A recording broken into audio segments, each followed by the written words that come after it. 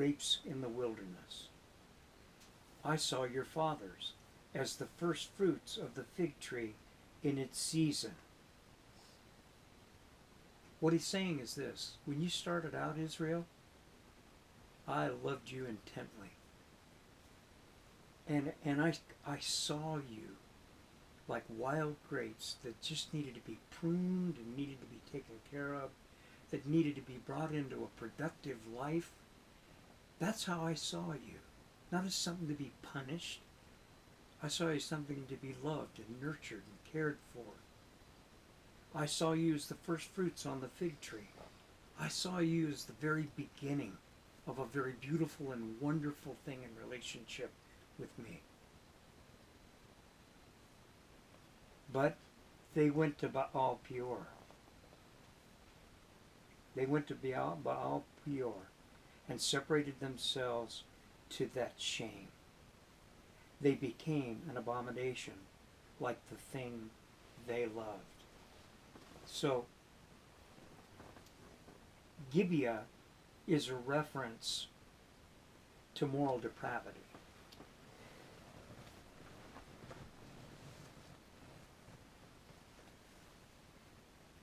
They became like the stone and wood images that they worship. Whatever you worship, you become like that. Think about it. Israel had become hard because their idols were hard. Israel became a nation that would not hear God. Their idols had no ears to hear. They didn't see their own moral depravity. Their idols had no ability to see. But, you know, in a more practical sense, that's true here today, too. The reality is that the people of our country, by and large, have become like what they worship. Worship themselves. Many in our country have become selfish.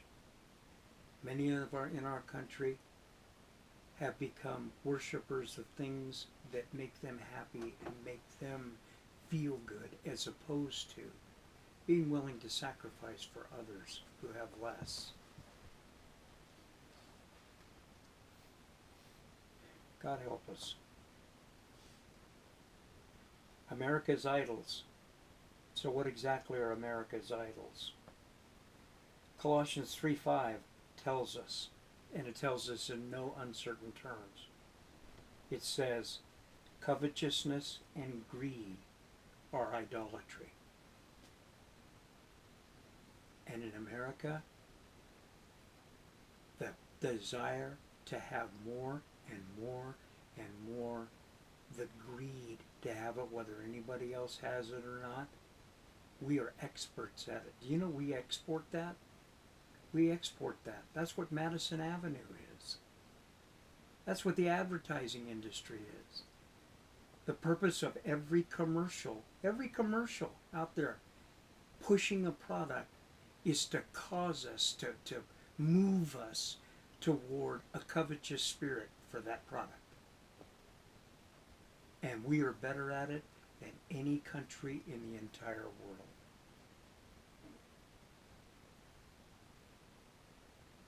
You know, one of my favorite scriptures is Micah 6:8.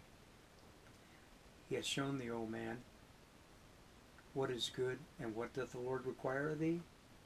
That's to do justice, and to love mercy, and to walk humbly with your God.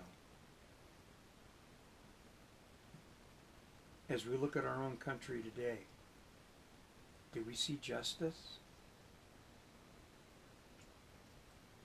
Is it a common thing to look at people and say, yeah, that's somebody who loves mercy, not giving people what they deserve, cutting them some slack? Do we see a nation of people who walk humbly with their God? The answer is no. Unfortunately, we become a lot like the country of old that we're studying. Verse 10 again. I found Israel like grapes in the wilderness. I saw your fathers as the first fruits of the fig tree in its first season. But they went to Baal Peor and separated themselves to that shame. That was the place of serving Baal. That was the place of worship for that false god. They became an abomination, like the thing they loved. They became what they worshipped. As for Ephraim, their glory shall fly away like a bird. No birth, no pregnancy, and no conception. Now, think about this. Baal was the god of fertility. And they practiced sexual rites in their worship to worship and honor fertility. And God says to them, you've gone to this false idol.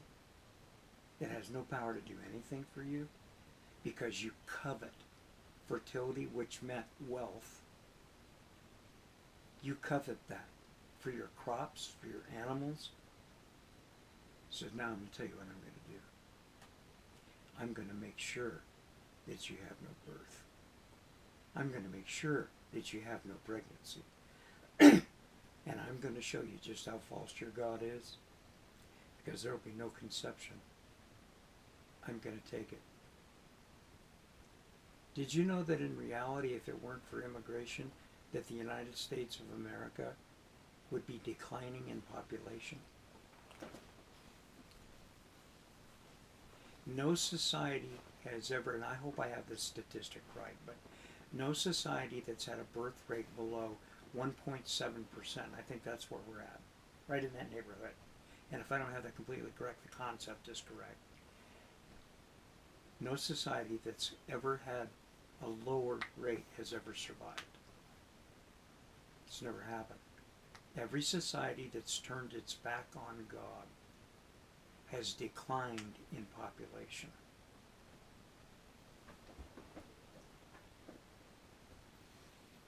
Verse 11, and Ephraim, their glory shall fly away like a bird, no birth, no pregnancy, no conception.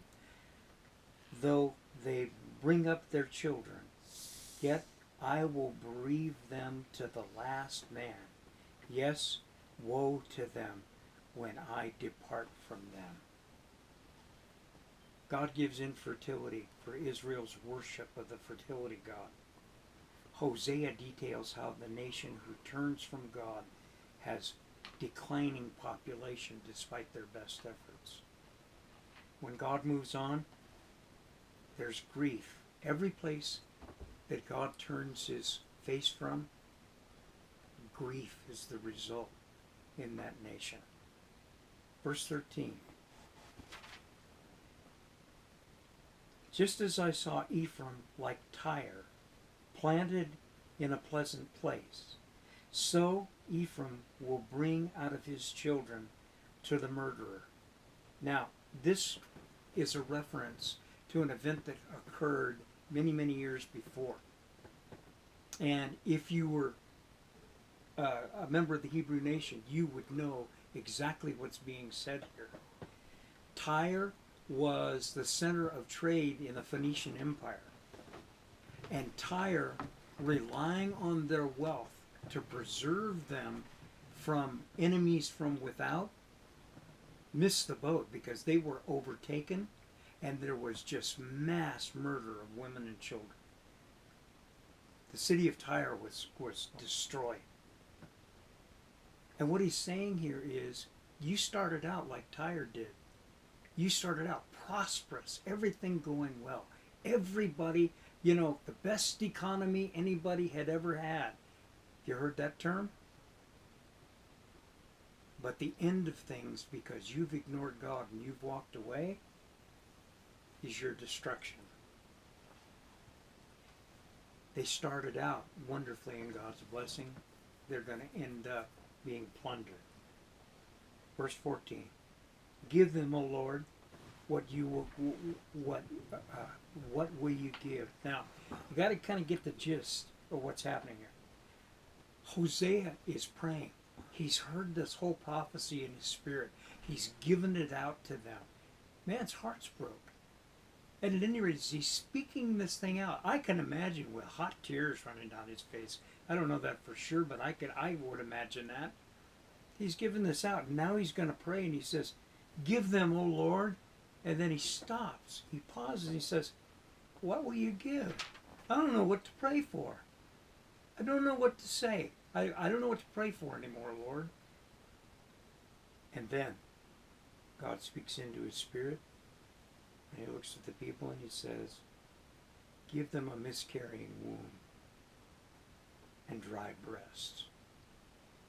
Now, if you've been going to church with us any length of time at all, you've heard me make a statement that I think some people have thought was a little harsh.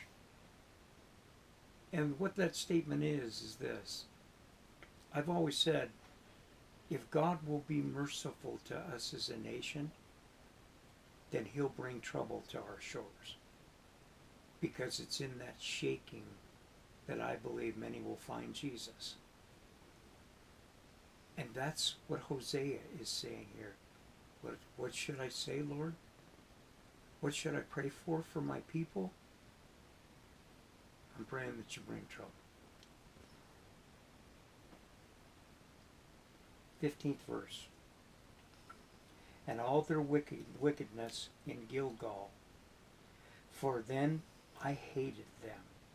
Because of the evil of their deeds, I will drive them from my house. I will love them no more. All their princes are rebellious. Now this place, Gilgal, this is the place of the Great Rebellion, the start of the Civil War, where the northern 10 tribes seceded and went north, and their capital became Samaria, and the southern kingdom with the remnants of Benjamin and Judah in the southern kingdom. God appointed the king, specifically appointed the king in the south. They just elected their own people in the north. God didn't make that person a king. You notice it says that the princes are all rebellious. What he's saying there is the government's not legitimate. It's turned its back on God. And their history is rebellion. 16. Ephraim is stricken. Their root is dried up. They shall bear no fruit. Yes, were they to bear children, I would kill the darlings in their womb. Man. In other words, it's despite your best efforts. I don't care what you love. The judgment of God is absolute, and it will happen. And it's going to cost. He makes that clear. Now, when he talks about the root being dried up, you can save a plant provided the roots are still good. He's saying here, your corruption, your society is so deteriorated, there's nothing left to save. Complete political correctness, shutting down the preachers of God's word, standing against God, your God being covetousness, your God being greed. It says your roots dried up, there's nothing left to save. My God will cast them away because they did not obey him. Now you notice he says the indictment here. This is a key passage. The indictment is that they didn't bear fruit. God intended Israel to be a beacon to the world. Instead, they became a closed society. They became a society with no tolerance for anybody from any place else. They didn't do anything with the gifts that they were given. So where are we at as Christians? Where are we at? What have we done with the gift of the gospel that he's given us? He forgave us. Do we forgive? Do we give back the measure that he gave us, he gave us mercy. Do we have mercy on others who have offended us and done us wrong? Do we share the truth of God? Do we strive to know his word? David said, thy word have I hid in my heart that I might not sin against thee. In other words, I want to know what makes you happy, God, and I want to know what you take offense at, because I want to do the things that do make you happy, and I want to avoid the things that bring offense. Have we had mercy on other people to share the gospel with them as he has had mercy on us? That's the indictment.